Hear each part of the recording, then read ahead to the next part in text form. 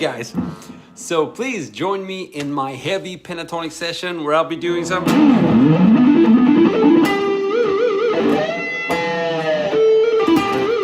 crazy stuff with the pentatonics, and all you need is a guitar, and we'll be able to have some fun. I typically love to play my standard kind of bluesy licks within the context of a pretty heavy distorted sound, because I think that really gives you a good mix of two worlds there. You can go aggressive, think shred, rock solo, Zakk Wylde, and you can kind of reuse all your blues licks if you're like a blues guy like me. I started out with metal, and then I went into the blues, and then started shredding, and just a healthy mix of everything. So join me, we'll have a lot of fun.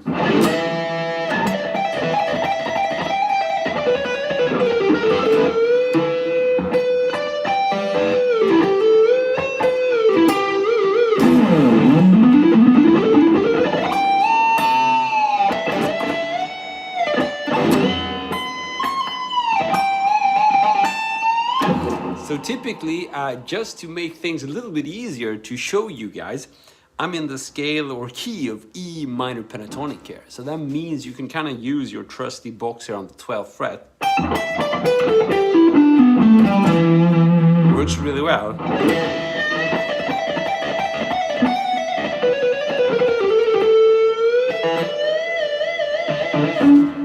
And like I said, I love using my, traditional kind of bluesy, Jimi Hendrix meets SRV, that kind of... Or just maybe like a... That works really nice, that kind of SRV.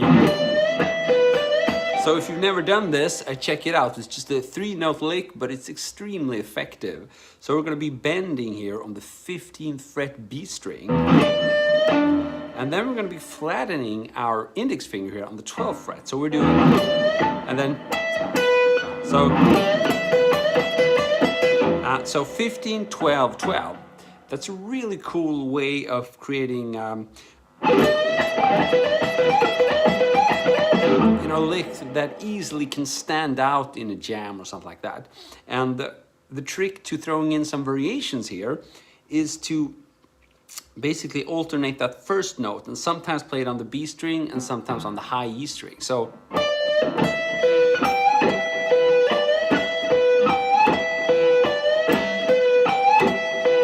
15 bend, 12, 12, 15 and then 12, 12. So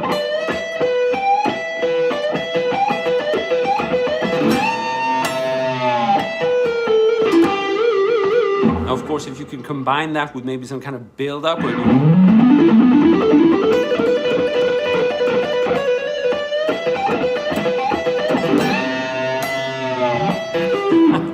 you have to make those faces. Otherwise, it's not a rock and roll. So whenever you see me do one of those crazy faces, it's usually because I'm doing this 1-finger double stop bend. Now, if you've been around on the channel, you've seen recent content I've posted, then I've explained this concept. Basically, what you do is you bend any note, and then once you started bending, you're gonna realize that your finger sort of covers another string. So try to grab that string like this. So you get that noise and that really cool sound when you're playing both strings at the same time. So obviously you can't do that from scratch because you're just starting out playing one string, right? We're bending the 15th fret high E string. But as we move up, we're getting closer and closer to that B string. And that's when we can catch both strings and really produce some cool noise. So I just gotta make sure I'm seeing live chat there.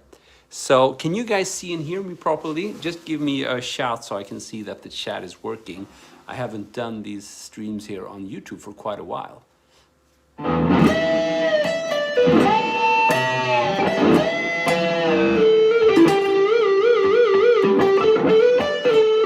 So let's try to combine that first lick I showed you with that kind of double stop heavy bending. So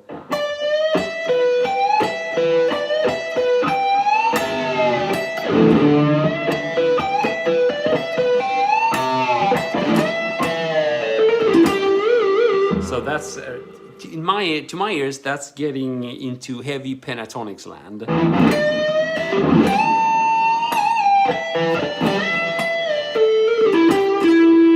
Maybe we add some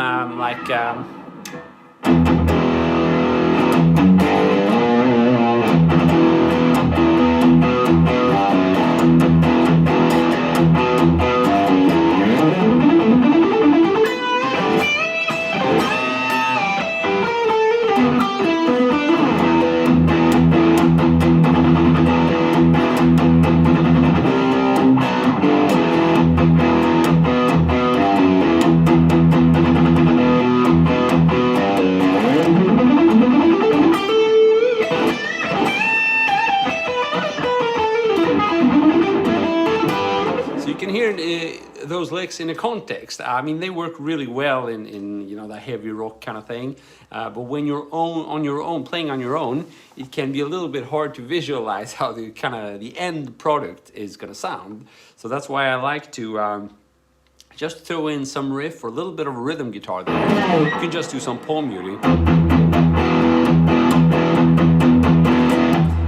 You know, play a riff, play your favorite riff.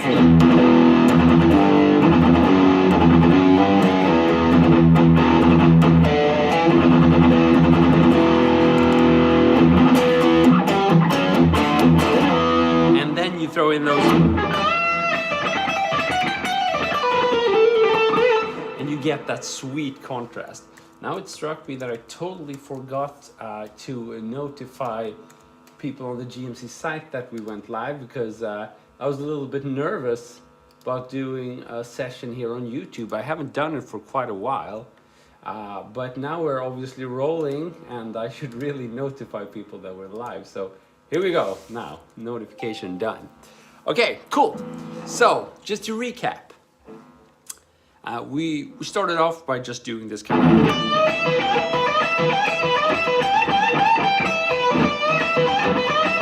SRV lick, but on steroids, because we have more distortion than he would typically have. And then we added those really cool double stop bend. You can rewind the tape if you missed the explanation for those. Oh, I need to fix my shirt. There we go. And then finally I said, well, give it some context. Play a little bit of rhythm guitar, maybe some, you know.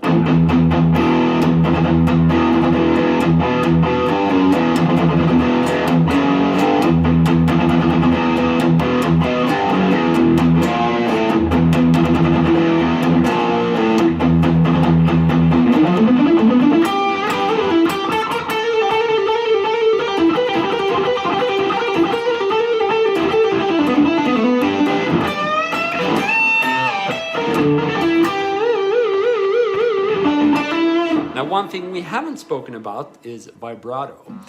Now, for this kind of style where you go all in, you know, heavy pentatonic, Zakk Wylde style, you really need, I think, a wide vibrato, a kind of slow and wide, or at least wide. You don't really want to go for this, that kind of vibrato. You know, that can work in a bluesy context, but for distortion and metal, typically benefit from that wide vibrato. Now, how do you get that vibrato? Well, I like to explain it a little bit as, you know, bending versus vibrato. I think a lot of students, they see big difference between bending, right? You either bend, and that's, you know, slow, or you do vibrato, which is like super fast. But I like to think of vibrato as bending. That's a way to kind of slow down your vibrato and give it like a smoother touch. So to me, that's just bending, right? If I'm thinking super fast, it becomes this kind of, which again works sometimes, but most of the time I don't like that kind of vibrato.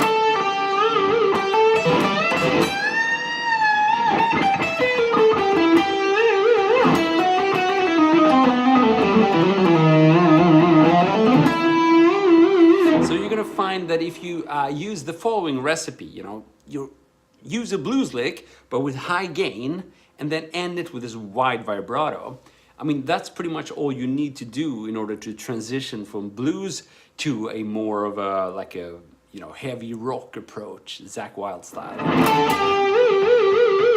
You don't need that.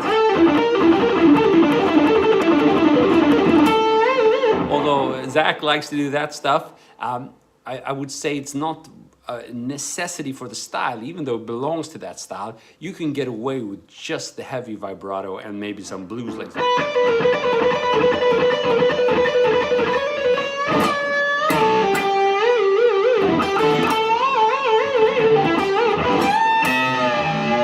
But definitely add that double stop bending. It's such a cool trick.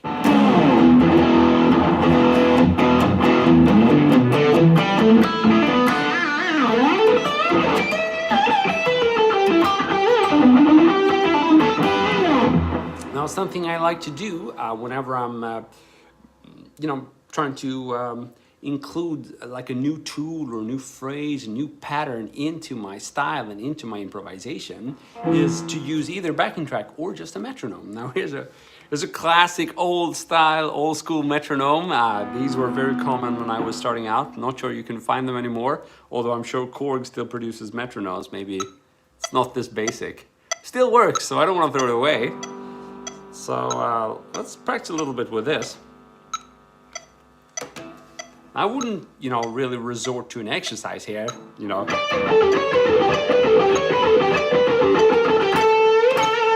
I still like to keep it somewhat improvised, but the metronome is helpful for like connecting different phrases and different patterns in a smooth way, and just so, you know, there's a good saying that is in order to break the rules, you gotta know them, right? So this is sort of to play according to the rules, where everything fits into the grid of the rhythm. And when I practice that, then I like to try to stray from that. But I want to start out by trying to fit the grid of the music.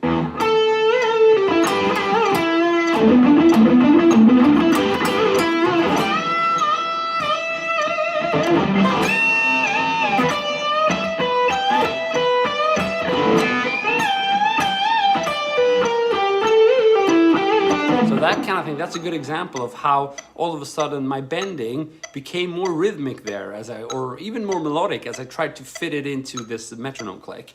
So I did this as opposed to just doing whatever. It's like da-da-da-da. So it's part of that's the melodic bending, where the bending becomes a part of the melody you're playing.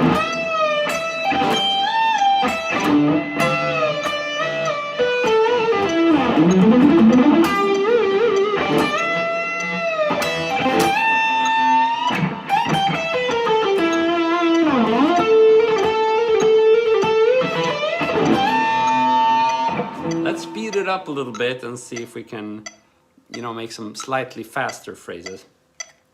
I wish I could turn up the volume a little bit, but that's not possible.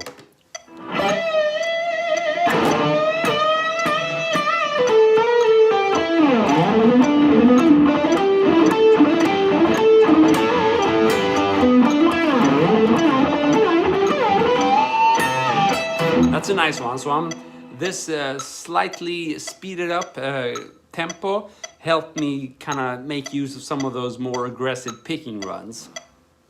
This is also something I showed recently on the channel via one of the reels. So if you don't know what I'm talking about here, go to the GMC lessons page on YouTube and find the reels, because I've explained this concept. Basically, where I'm speed picking power chords. So instead of using a more tricky fingering, which is kind of hard to learn because it requires hand sync and stuff like that, then I'm just playing a power chord. So I'm moving around a power chord and kind of speed picking that. So it's just like 1, 2, 3, 4, 1, 2, 3, 4, 1, 2, 3, 4. So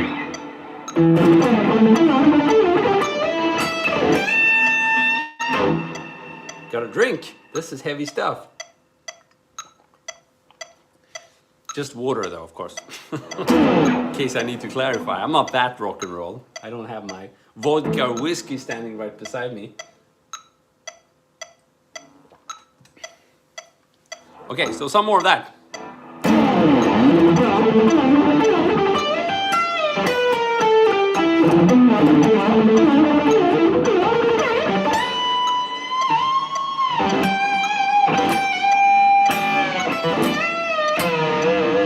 Again, I'm relying on all the concepts, or many of the concepts I just explained, where I do these double stop bends. I'm using these blues licks, and I'm trying to sort of spice them up with some aggressive vibrato and just this high gain tone.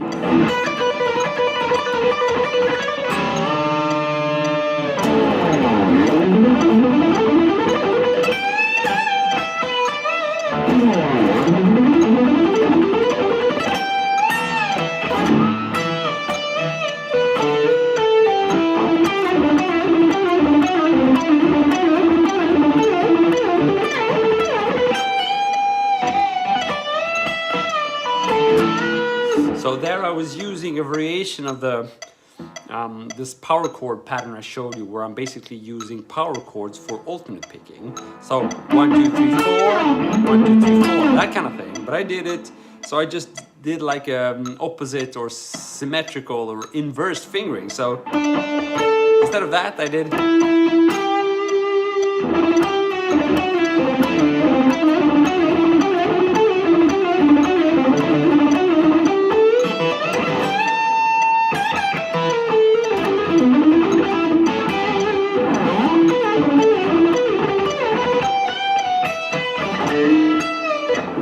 Cool, BRS, awesome, man. Awesome to see you again. It's been a while, and yes, it's been way too long, but I have actually gently gotten started with everything, and I actually started with Instagram and Facebook, but my plan is to become more regular here as well, and you might have seen me update new content in form of shorts, YouTube shorts, the last weeks. So it's coming, and I'm coming as well. That sounded a little bit gross, but hopefully you got the point.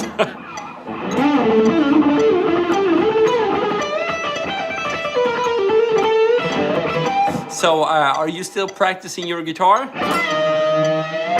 And have you survived all the crazy times we're going through?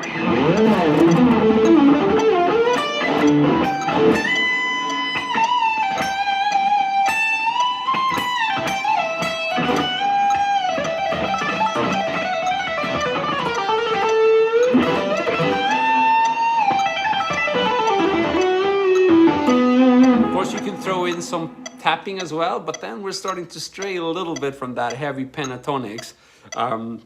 Although I think it works really well, but it's not quite as aggressive in terms of attack, right? Can't really compare it with that kind of, you know, classic Zakk Wylde.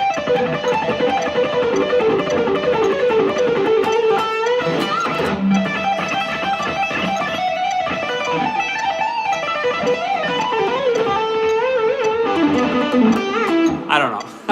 Different things.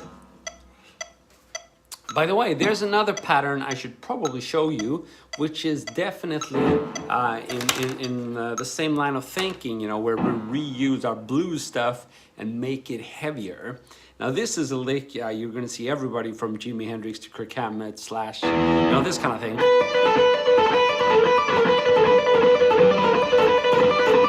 You know, it's fairly basic, but it can sound really fancy and difficult. So we're going to be starting off on the 12th fret B string here. And then we're hammering on the 15th fret. And we're pulling off.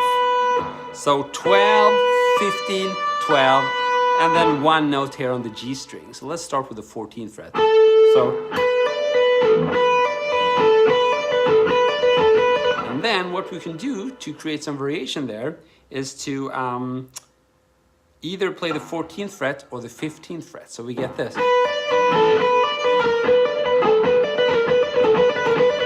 Now when we speed that up, it really kind of tricks the ear there.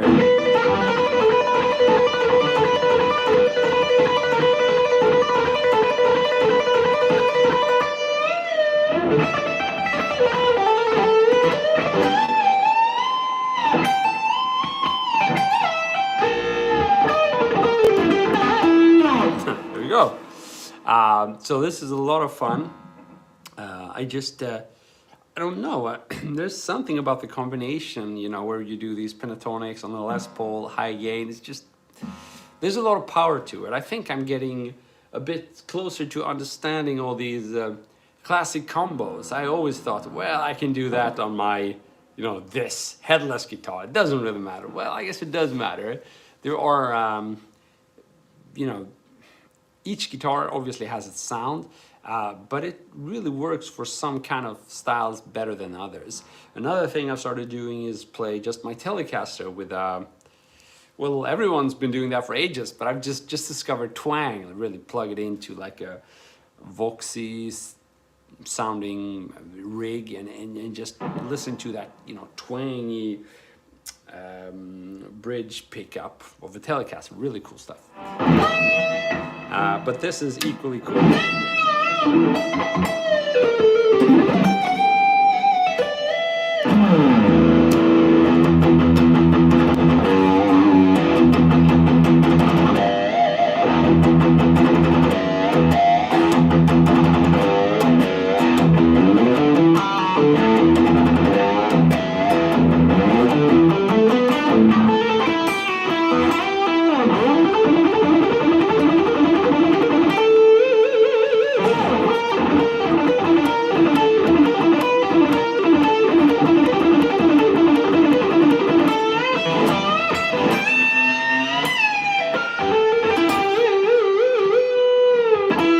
Go, heavy vibrato makes things a lot more fun.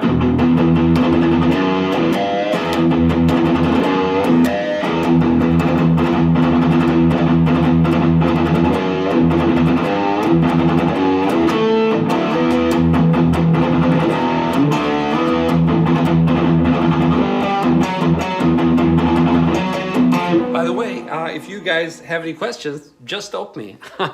I might not stop immediately if I'm into a really cool riff, but I will stop very soon. And maybe you got some issues you're struggling with, may it be guitar related or life in general. I'm happy to discuss it if you think I can help.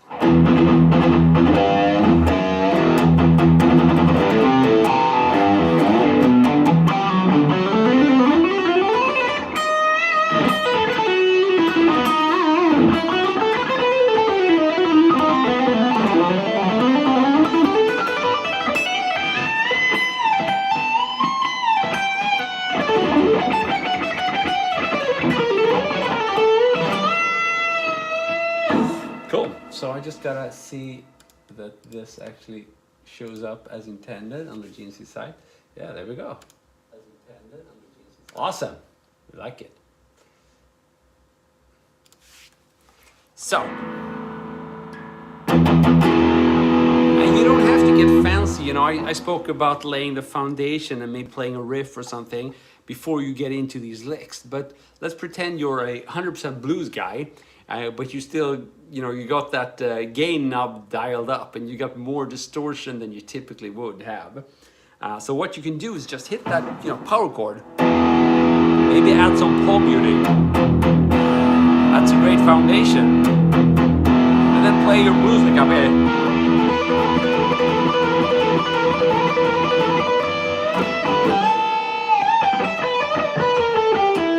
To me, that's already far beyond blues and way into heavy metal.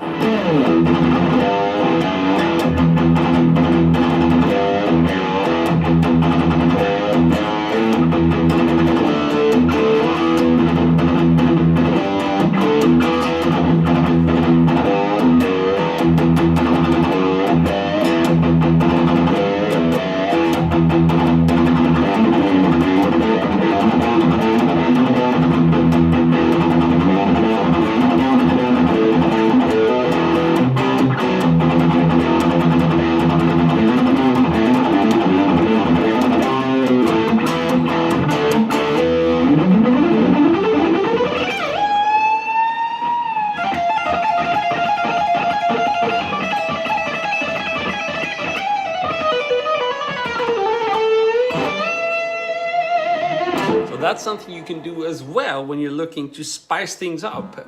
I typically try to start, you know, within the kind of expected frameworks of playing pentatonics and playing some standard riffing.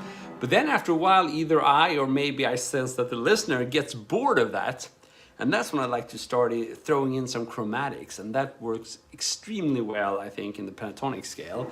So basically you can think of it as, you know, any scale or any note that is not contained within the pentatonic scale can be added as a color. You just have to do it somewhat carefully. Now, one way to do that carefully is to kind of play fast and kind of blaze by them. I realize that's not for everybody, but that's one method. So that's what I did here. I mean, these are really outside notes. If I play that slowly, you know, it would sound incredible.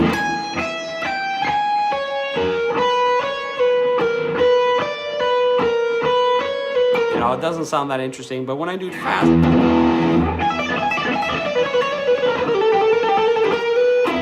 it sounds okay, provided that I actually land on a strong sounding note. So I've got to make sure the ending is good. The ending should sound melodic and not be like a tension note.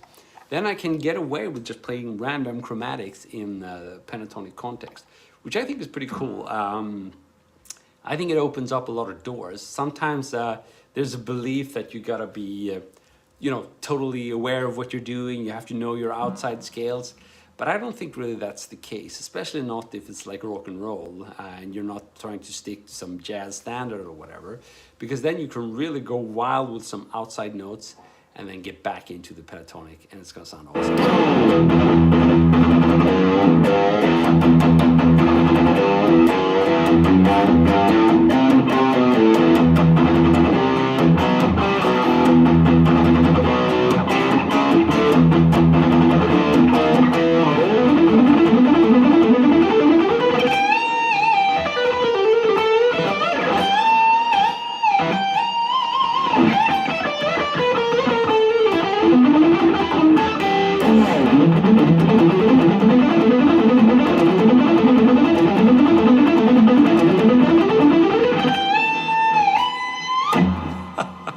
Too many notes, way too many notes.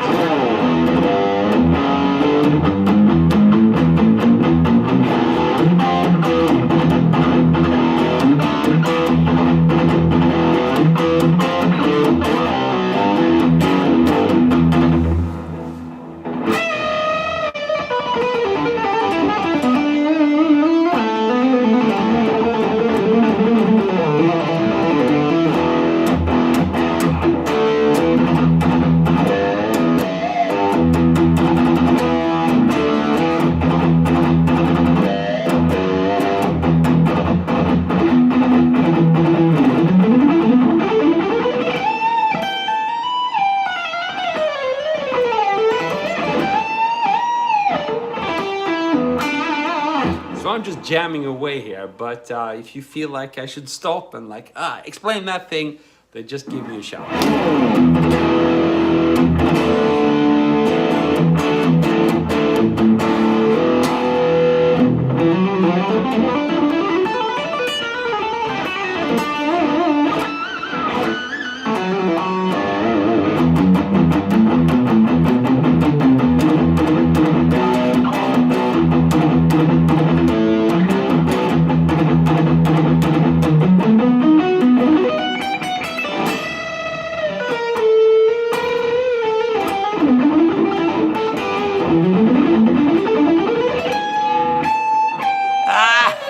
Sometimes you gotta mess up as well. Sometimes you gotta play the bad notes in order to know which ones are the good notes.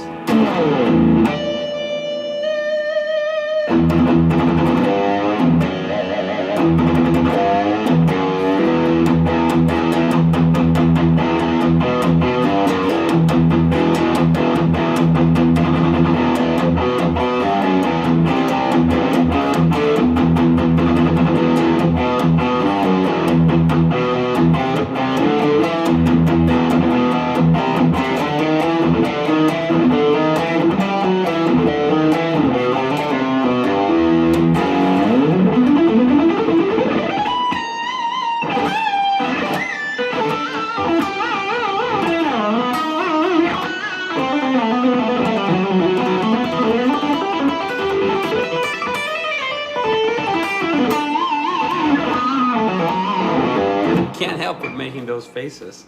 I get some I get some upset comments about me doing that. It's just hard when you're producing those kind of, you just have to make those faces.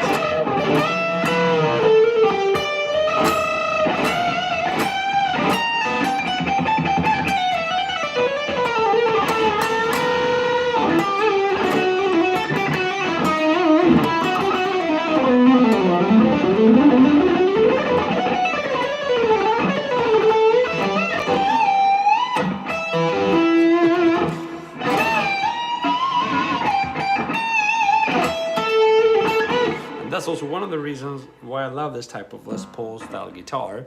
The bends just, you know, they come to life. Well, first of all, it's a great thing to have a fixed bridge, I think, for bending. I don't think I'm saying anything unexpected there. But then also just the sustain you get in combination with that just gives you a couple of extra seconds where you can come up with fun stuff before the note starts to fade, starts to die. And that's when you can come up with those.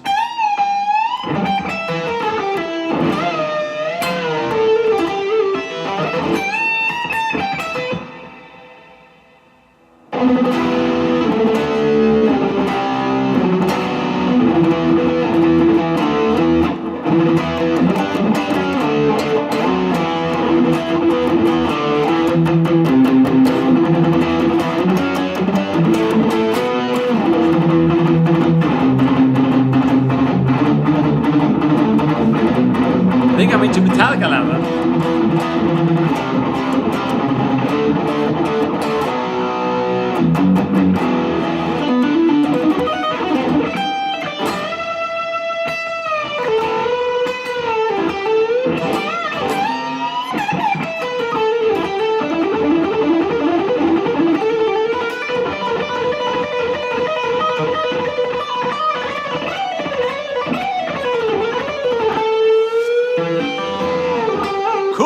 Randy here.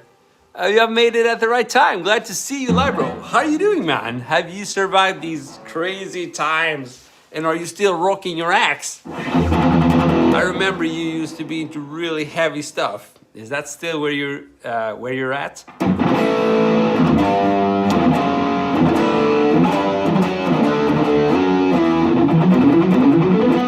Just while you're answering that.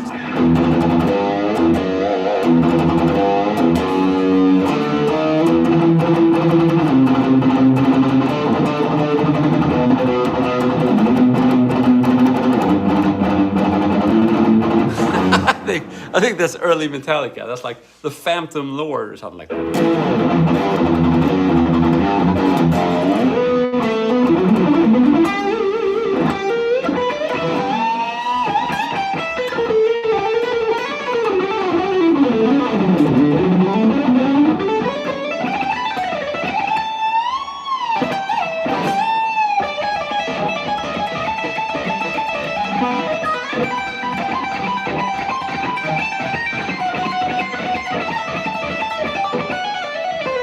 And that's just too many notes right there.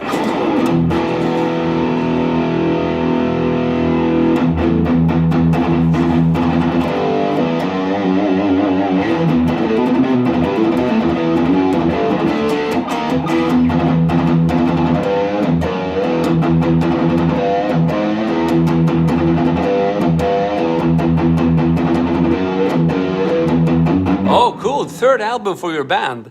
And you're waiting for your vocalist to finish lyrics. So I've slowed down practicing. Okay, so you're waiting for the final touch there with lyrics, and then you're gonna have your third album ready. That's awesome, man.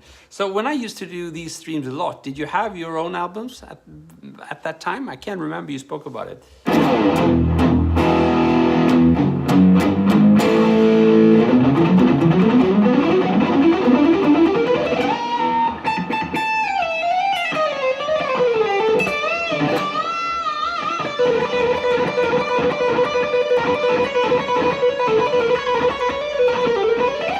Okay, cool.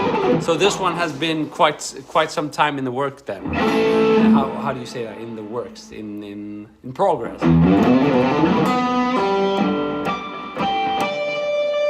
I'm just forgetting I don't have the tremolo here.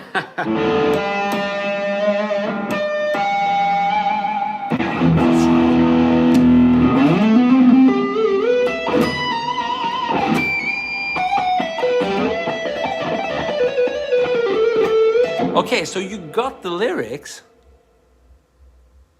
Okay, so he's gonna write or she's gonna write lyrics, and then you write the music. That's pretty cool. And then you return the music to your vocalist, and you get the melody and all that stuff. Oh, nice. Okay, 4 out of 11 songs done. Cool, cool. That's very exciting. Looking forward to hearing the end results.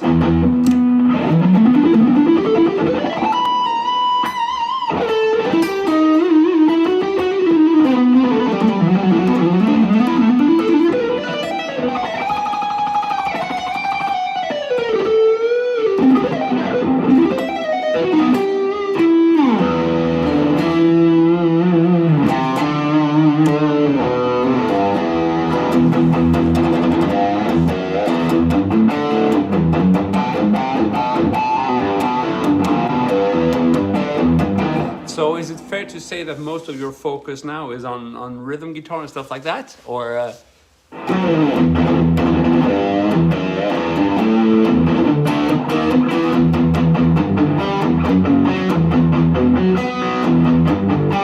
by the way, what's your band's name?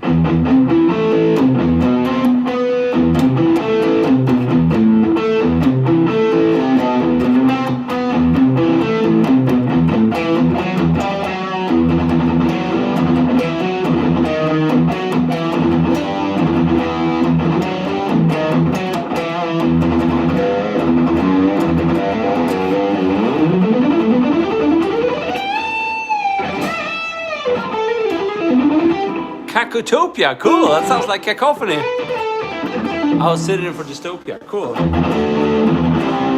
So I have to check them out. So I don't think you can share links here, but it would be cool to know the link.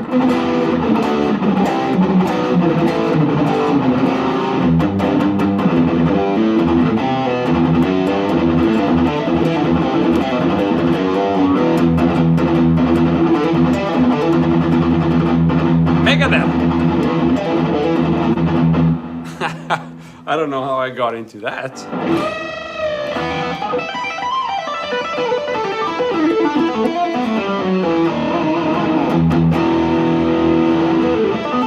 There's another thing I'm working on. Just basically hitting... oh yeah, cacophony is awesome. So just going more smoothly from rhythm to lead without doing this big jump. That's a big challenge, but it's also a lot of fun. So, I mean, the easy way is just to do this, right? But that's, you know, this long slide, and yeah, there's a bit of an interruption there. So I try to kind of work my way from down here, which can be a challenge to do musically, you know? You can, of course, just learn a pattern and repeat that, but I try to do it while improvising. So let me see if I can do that.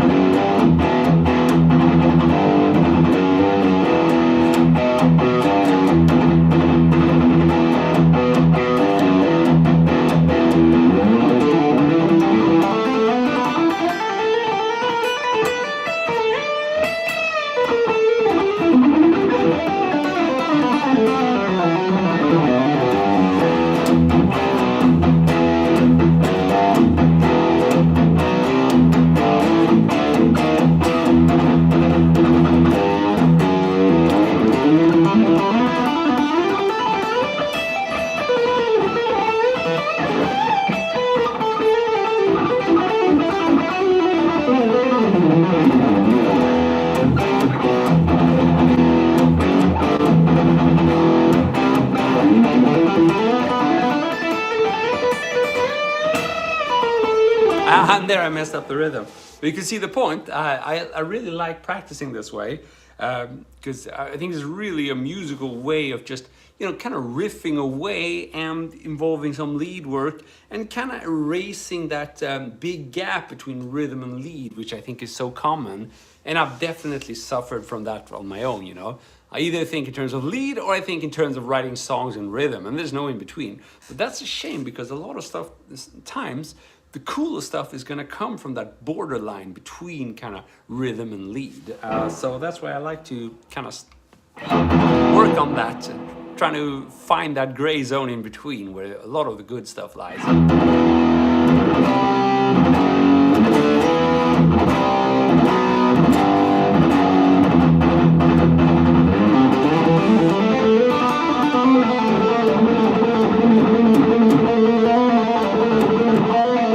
what I mean. Now I found a cool riff in there just because I tried to play lead.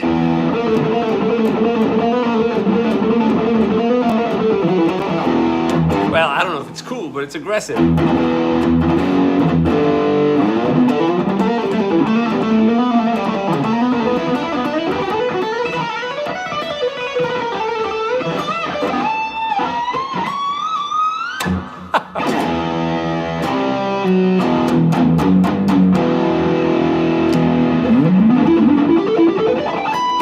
Of course, the standard way works as well. You know, that sounds kind of cool to once in a while just throw in that classic kind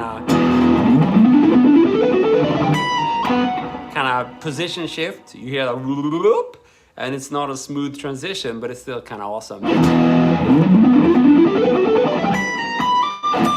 That's nice.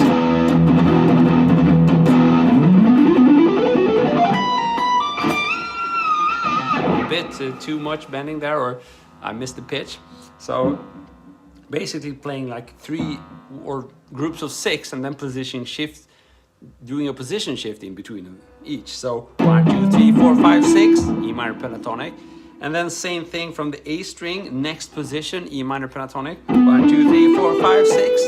And then same thing from the D string and yet the next position. And then from there I do.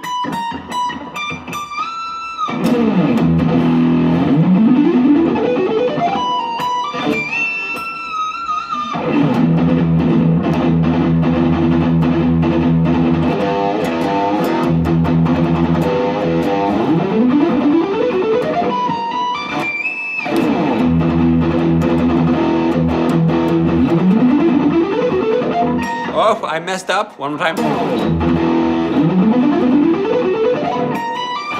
I messed up again.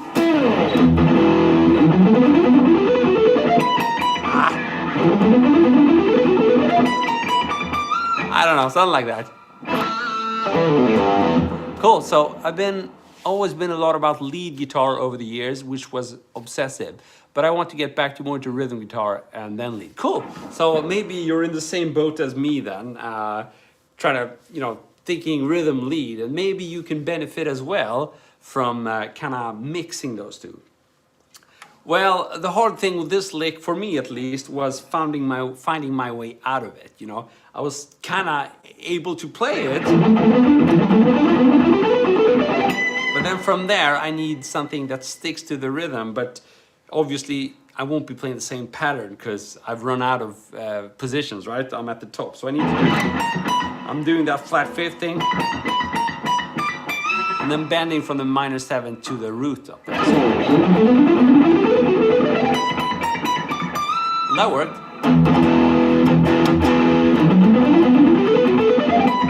Aha!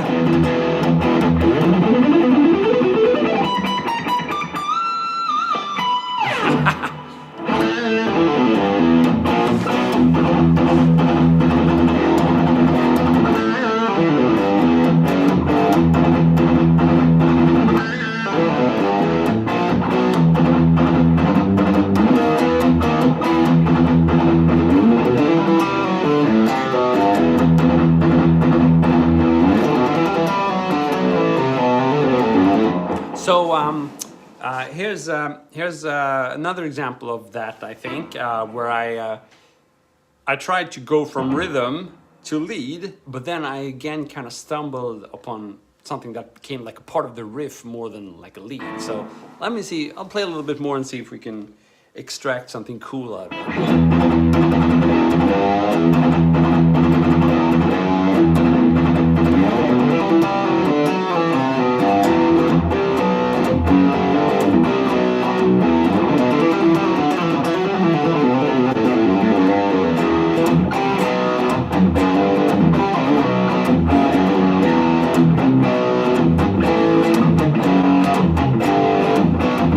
And I messed up.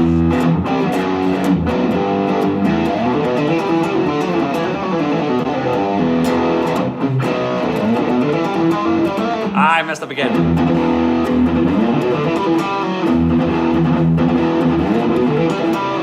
There you have it. So that works. So just like doing this gallow thing.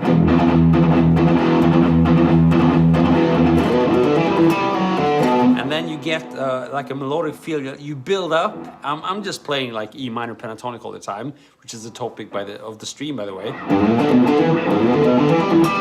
And then I get that, I get a build up. So we get that.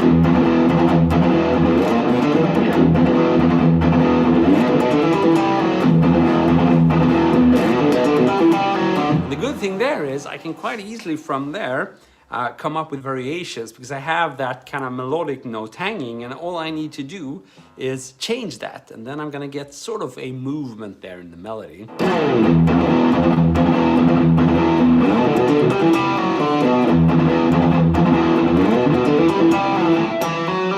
One more time. Glad you like it, by the way, Randy.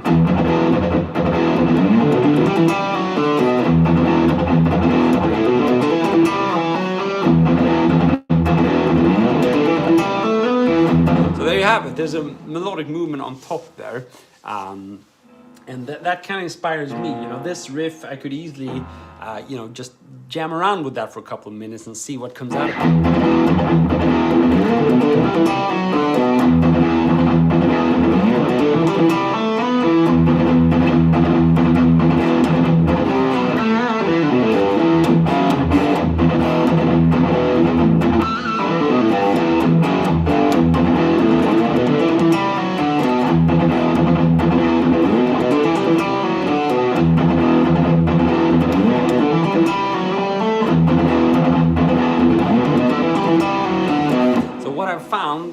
Obviously, since I'm streaming now, I'm trying to kind of speed things up and come up with something cool.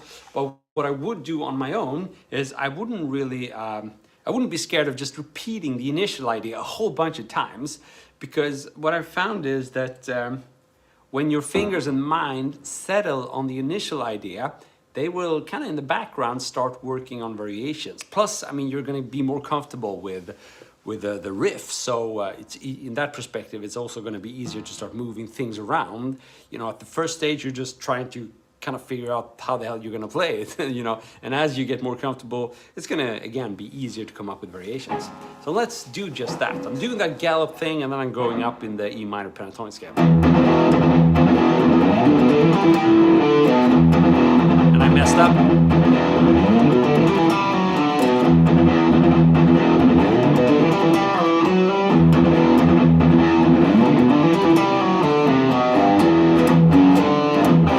That could be like a cool transition there.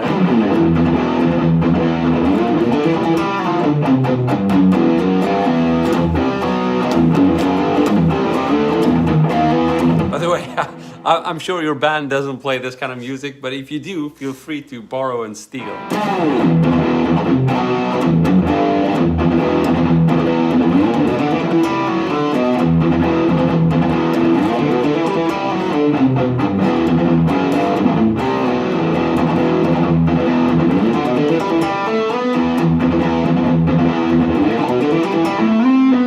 That's nice.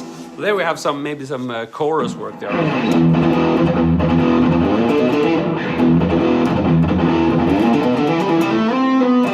I like that. So just that movement.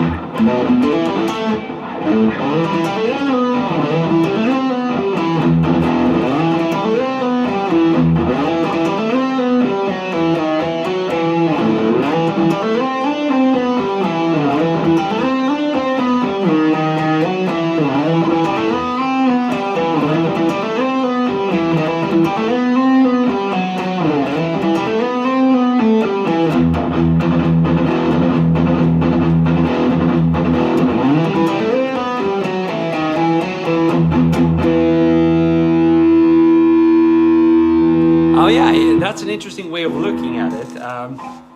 Kind of doing like the drum fill thing, or like a call and response kind of thing.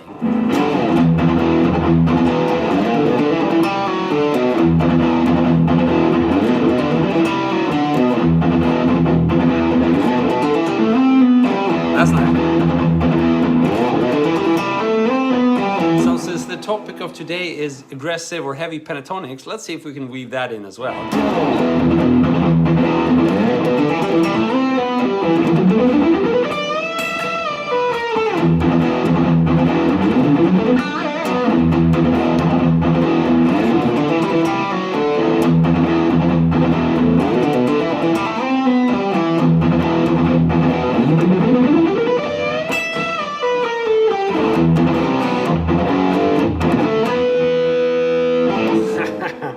Cool. So it's a lot of fun, and you get all these ideas just if you start jamming and try to find like a small bit of something that's worth repeating, and then you do that a whole bunch of times, and then you might accidentally stumble upon like a note that you didn't even intend on playing, and then that gives you an idea, and then you just keep going. And as I said earlier, you know, whenever I repeat something, you know, the more comfortable I get with the riff or the lick, whatever, the easier it is for me to just spontaneously try something else. So just the power of repetition is definitely something you should use.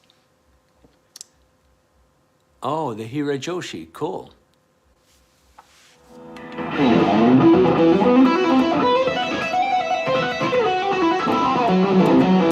Let's try that.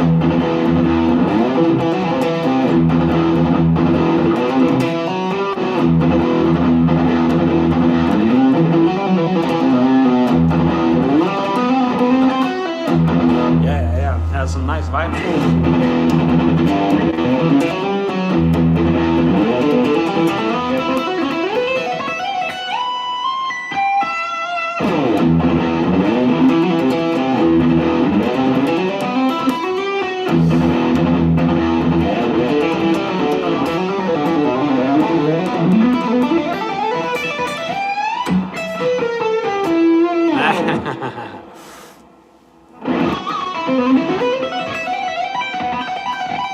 That's a nice way to.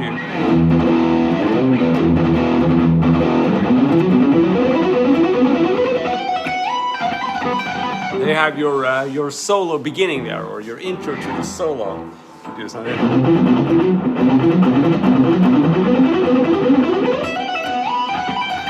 That's a nice thing. That would cut through quite nicely, I think. Sounds a little bit desperate, you know, like a borderline thing.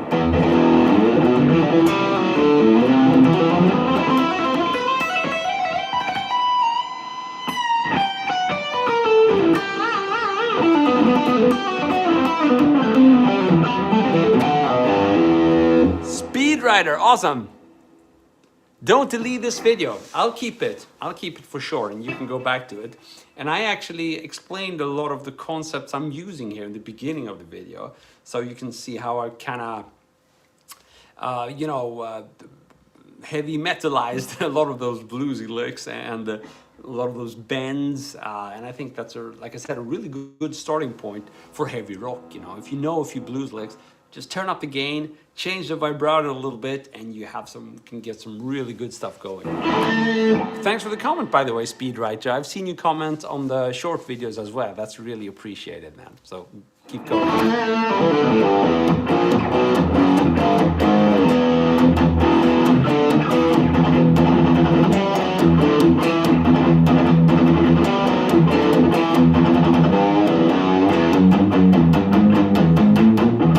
So I think, Speedwriter, you're the one who also asked about, speed of progress. And that's a very interesting topic, I think. I think other people are wondering about that. You know, how fast can you expect results from your playing? And of course, there are many variables in there, but there are some things worth mentioning there.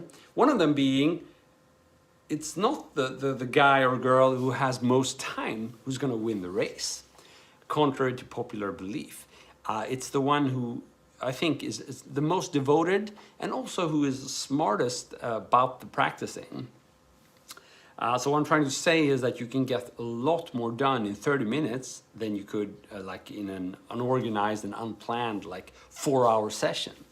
And I think that's, so when you're asking yourself, you know, how fast you can expect progress, that's worth considering. Let's say you have a normal, 8, 9, 10-hour workday, whatever, and you're, and then you come home, you're exhausted, maybe you have family, kids, whatever, and you just don't have that much time, maybe like 30, 40 minutes before going to sleep or whatever. But chances are, some other time during the day, you might have some time to kill, even though you don't have your guitar with you. That's a good time for you to think about, okay, so what am I going to practice? How can I make my today's session more effective than yesterday's. And that kind of thing really can boost the pace of progress, even if you just have a little bit of practice time. So if you're smart about your practicing, you could make really quick progress in just a matter of weeks. And likewise, if you're not smart about your progress, you could put lots of time into it and not notice much of a difference at all. Cool. Do I play live gigs? No, or I do virtually, or digitally, or whatever. I stream, I live stream. Nothing else at the moment. It's been quite a while since I did some gigging. It's just hard to find the time, with the family and trying to get my online presence going and working with the GMC website, which is obviously my full-time occupation. Organized practice is not required, but it's recommended. I would say that the only thing that is required is inspired practicing. That's the number one thing. Now, if you can do both organized and inspired, then I think you have a winner there. So what I mean by that is, if you're super inspired to practice and play, again, your 30-minute session is going to be a million times more effective than that 5-hour just, in front of the television. That kind of thing. It's not, that's not as effective. So, just, go all in and play stuff you love. Because if you do that, it's going to sound so much better. And, if you have like a goal with what you're playing and you have rather a vision of how you want your playing to sound, then you're constantly going to be kind of referencing that, and you're kind of going to be correcting yourself. So if it doesn't quite sound right, you're going to fix that. But if you're playing something just because someone else told you, hey, do this exercise, then chances are you're not really going to care if you mess up a little bit. Yeah, he told me to do that exercise, and that's what I'm doing. And I'm assuming it's going to be good if I just stick to this for another 2 months, Whereas it's like, yeah, I really want to nail that. That didn't quite sound right. I want it to be more aggressive or whatever. I want my, no, I don't like that. I want it to be wider. Yeah, that's right. So you always have this vision, this goal of where you want to take things, and you're not going to have that unless you really have like a burning passion for whatever you want to be learning. So those are, I think, really important things to consider, as you're trying to evaluate how effective your sessions are going to be, and the time you put into it, sure, it matters, but it's not the most important factor, for sure. I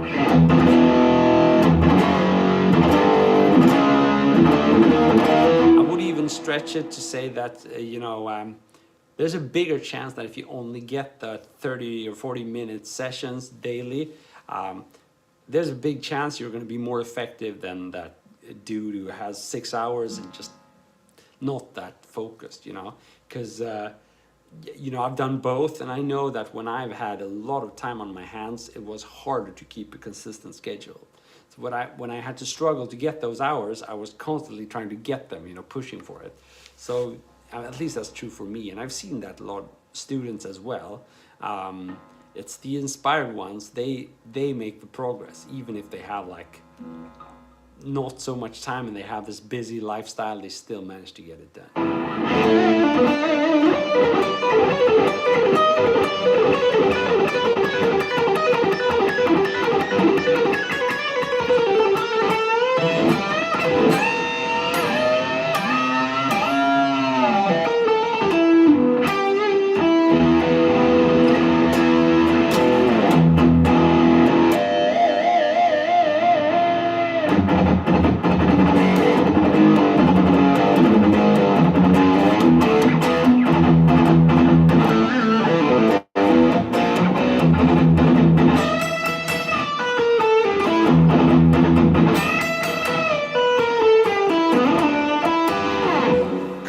So this has been a really nice session. I'm so happy to see some of our old-time regulars, and I feel really bad for not having had a consistent schedule with these.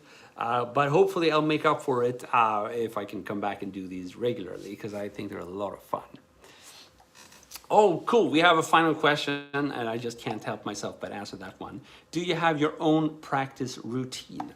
That's a good question. I do have my routine, but I want my routine to consistently change. So it's not a consistent routine. It's just my routine is to always find something that is going to inspire me to practice and play. Sometimes that means recording, sometimes that means writing, sometimes that means just bringing my guitar outside and practicing for 2 hours in the forest or something. Whatever keeps me inspired, because I just stop immediately when my practice isn't inspired. You know, I have a rather busy life, so, you know, for tons of reasons, I don't want to be practicing when I'm not inspired. And I think the most important reason is because I know from experience that that practice time doesn't give you anything. In fact, there's a greater risk it could actually damage something. You know, like you get a bad habit because you're sitting there and like trying to do something in front of the TV, or I don't know why I say that, no one watches TV anymore, but in front of your screen, whatever, you're just playing, you know. Yeah, so I'd much rather be inspired, as I was saying, just for a few minutes and go for it. But the thing is, I've learned how I function. So I know that what works one day is not going to work the next day, and that has to do with expectations. So maybe I'm trying something new and it works out really well. It's like, whoa, I feel good about that. I just want to play that. You know, it sounded good. It makes me feel that I'm confident. I just want to keep doing that. And then I return to it the next day and I don't get the same sensation anymore because my expectations were really high. I was going in thinking that it would sound amazing, but then it didn't. Maybe I wasn't warmed up, and most importantly, you know, the day before I probably had low expectations, and those expectations were met with lots of margin.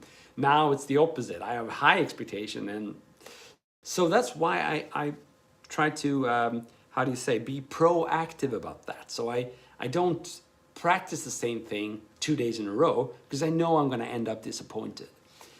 So that's why a lot of times I'll be practicing, you know, or playing with high gain like I'm doing now. One day, really practice something wild, and then the next day I'm gonna, you know, turn down the gain and just do something that's more of like a